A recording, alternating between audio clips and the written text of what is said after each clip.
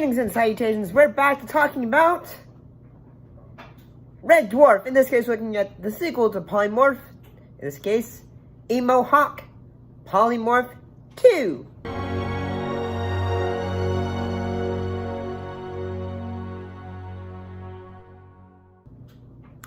And what actually happened in this episode? Well, this is basically in a way, the episode features the crew again being haunted by a polymorph. But what makes this episode different is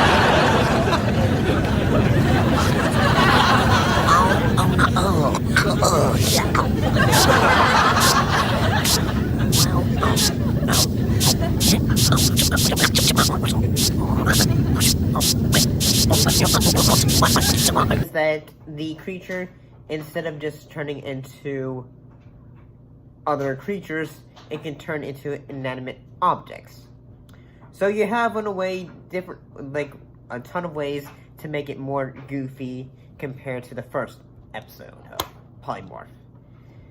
So, but, what are some of the things that actually happen in this episode? Well, one thing that happens is that the crew, basically they end up the ship ends up, basically they end up crashing on a ship and then, in a way, need to run away and, they need a new oxygen generator for the ship. So they end up erupting into a Gilf, G-E-L-F, not Gilf, tribe. Basically a group of hairy caveman creatures, to try to, like, say, hey, we need an oxygen, generator for our ship. And then they say, okay, we'll give it to you.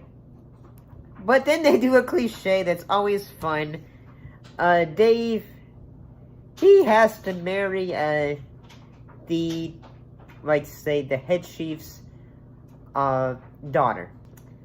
And that joke always has some funniness, like, say, where the crew or, like, say, characters, like, saying, like, they'll do it, but just so they can get whatever they need. Listen, Chiefy, we came down here to get the Puckalus persimmon tree. Stranger want tree? Marry my sister. Okay, Chiefy. Man want marry you. You like? No like. Me like that one.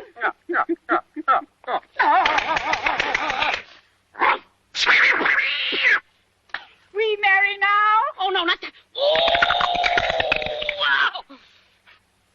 There's an ideal couple if I ever saw one. Kind of gags. And honestly, like, say, what makes this episode as well kind of funny is we are able to have return of some characters like Dwayne Dibley and Ace Rimmer.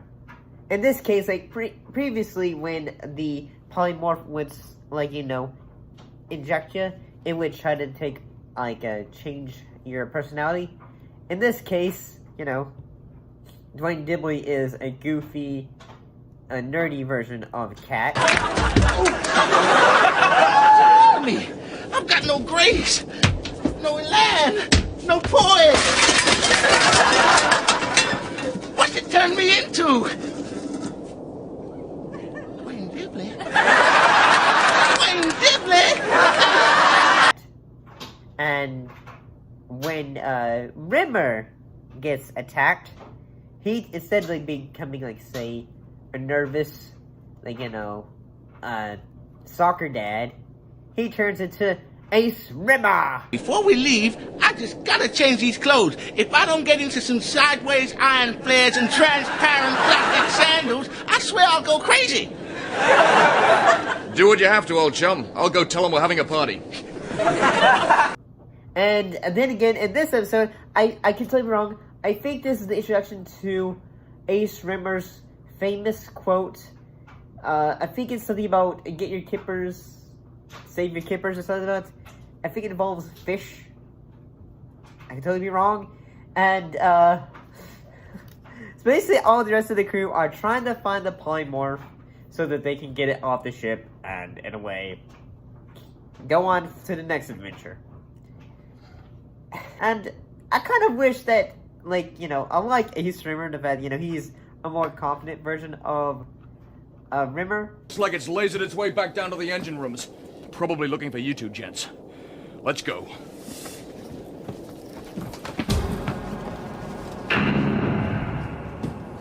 So I wish they had like a, he was more around more, because whenever they have it, gives moments for some comedic, actiony kind of vibes. And I will say that the end of the episode ends pretty crazy when they finally find the polymorph. They kind of freeze it, and in a way it goes say it is. But then they both just say, "Hey, can you change this back?" But remember, he goes say, "Can I be this way for 24 hours?" And then the cat he's a big old goober. He ends up spraying them all with the fluid from a fire hose from the fire extinguisher, freezing them all. I mean, overall, I gotta say this episode was enjoyable. The chain. It's moving! Sorry. Sir, try and remain calm. You're experiencing a classic knee-jerk paranoid reaction to a terrorist situation. It's essential at this time that we hit the wall! Shame overload. Sorry. It's impossible. I'll be honest, at the beginning of the episode, it was trying to, it didn't really catch me until they get to the part where they're on the planet trying to get the oxygen generator for their ship, for Starbug.